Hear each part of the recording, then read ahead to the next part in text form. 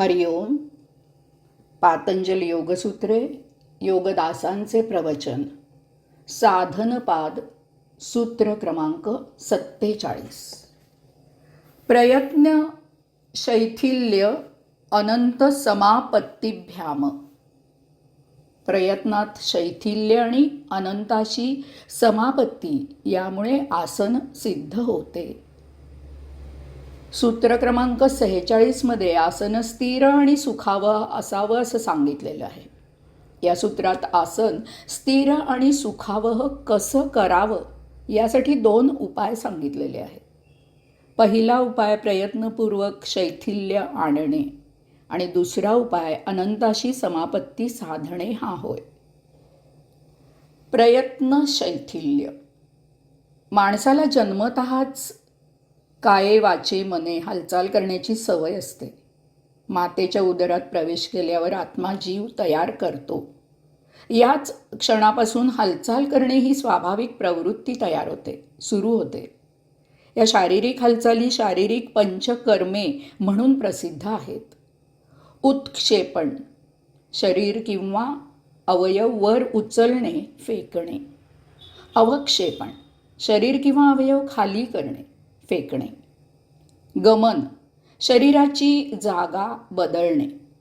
आकुंचन, शरीर किंवा अवयव आक्रसणे, मुटकुळं करणे. प्रसरण, शरीर किंवा अवयव पसरणे, ताणणे. या हालचाली जन्मतः स्वाभाविक नैसर्गिक असतात. त्यांची शिथिलता म्हणजे हालचाल करण्याची नैसर्गिक लकब, स्थिर न बसण्याची सवय सहजासहजी थांबणे अशक्य असते. ही सवय जाणीवपूर्वक मुद्दाम होऊन प्रयत्नाने थांबवावी लागते. तशी ती थांबवली की आसन स्थिर आणि सुखावह होते. समजा एक जण विचार करत बसलेला आहे, अर्थात तो मनात हालचाल करतो आहे, स्वतःच्या अंतर्मनाजवळ बोलतो आहे. विचार झाला की चटकन उठून निघून जाण्याच्या तयारीत आहे. म्हणजे शरीर अस्थिर आहे, दुसरा मनुष्य आरामात बसलेला आहे. त्याला काहीच कर्तव्य नसल्यामुळे तो काये वाचे मने शांत स्थिर आहे. दोघेही बसलेलेच आहेत, परंतु दोघांच्या हालचालीत फरक आहे. साधकाने आसनस्थ झाल्यावर या स्वाभाविक शारीरिक हालचाली मुद्दाम होऊन प्रयत्नपूर्वक थांबवायच्या आहेत. अनंत समापत्ती. आसन स्थिर झाल्यावर त्या अनंताशी नातं जोडायचं आहे. आपण म्हणजे देह नसून आत्मा आहोत ही भावना मनामध्ये दृढ करावयाची आहे. या विचाराची स्थिरता आल्यावर साधकाला स्वतःच्या त्या अनंताशी असलेल्या नात्याची चाहूल लागते. शरीराच्या आतील पोकळी, शांतता, चैतन्य यांचा अनंतामध्ये असलेल्या ह्याच गोष्टींशी असलेला संबंध जाणवतो. हीच अनंत समापत्ती होय. याला जोडून पुढचं सूत्र, सूत्र क्रमांक 48. ततो द्वंद्व अनभिघातः. आसन सिद्ध झाल्यावर द्वंद्वावर आघात होतो, द्वंद्व नष्ट होते. सूत्र क्रमांक 47 मध्ये सांगितल्याप्रमाणे शरीराचे स्वाभाविक शैथिल्य आणि अनंत समापत्ती संपादन केल्याने सूत्र क्रमांक 46 मध्ये सांगितल्याप्रमाणे आसन स्थिर आणि सुखकारक झाल्यावर काय होते ते या सूत्रात योगाधिराज पातंजली सांगत आहेत. अशा स्थिर आणि सुखावह आसनामुळे द्वंद्व सहन करणे, त्याचे आघात सोसणे, त्याची पीडा नष्ट होणे इत्यादी गोष्टी होतात.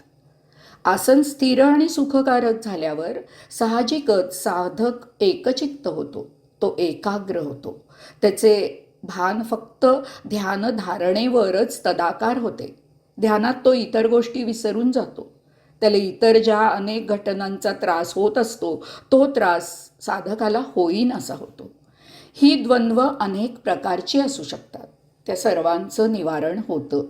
उदाहरणार्थ सुखदुःख, उष्णथंड, ओलसुक, श्वास उच्छ्वास याचा साधना करताना जो त्रास होतो तो त्रास होत नाही. याचबरोबर साधकाला तहान भूक याचं भान राहत नाही. यामुळे त्याचा त्रास होत नाही.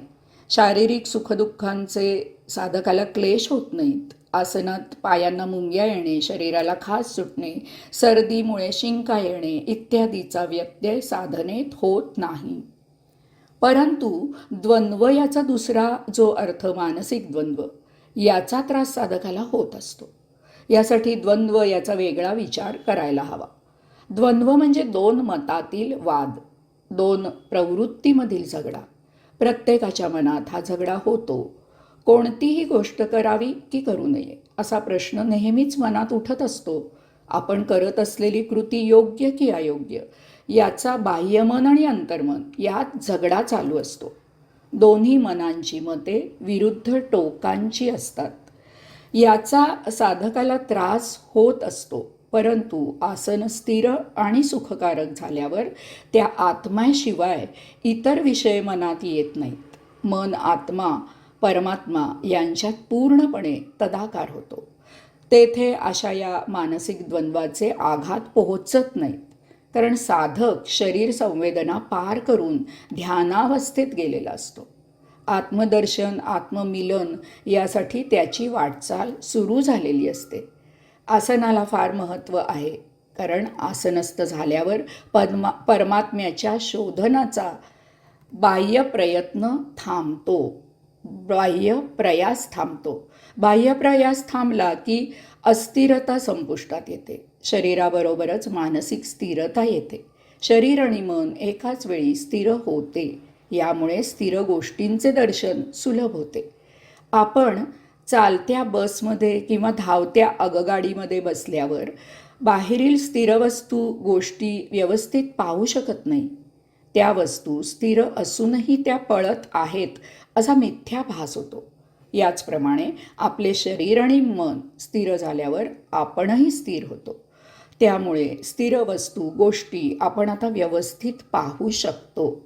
अंतस्थ आत्मा स्थिर आहे.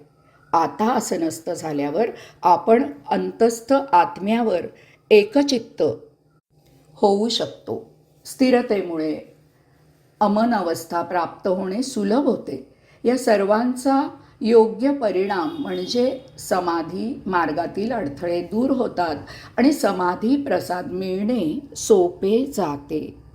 हरिओम.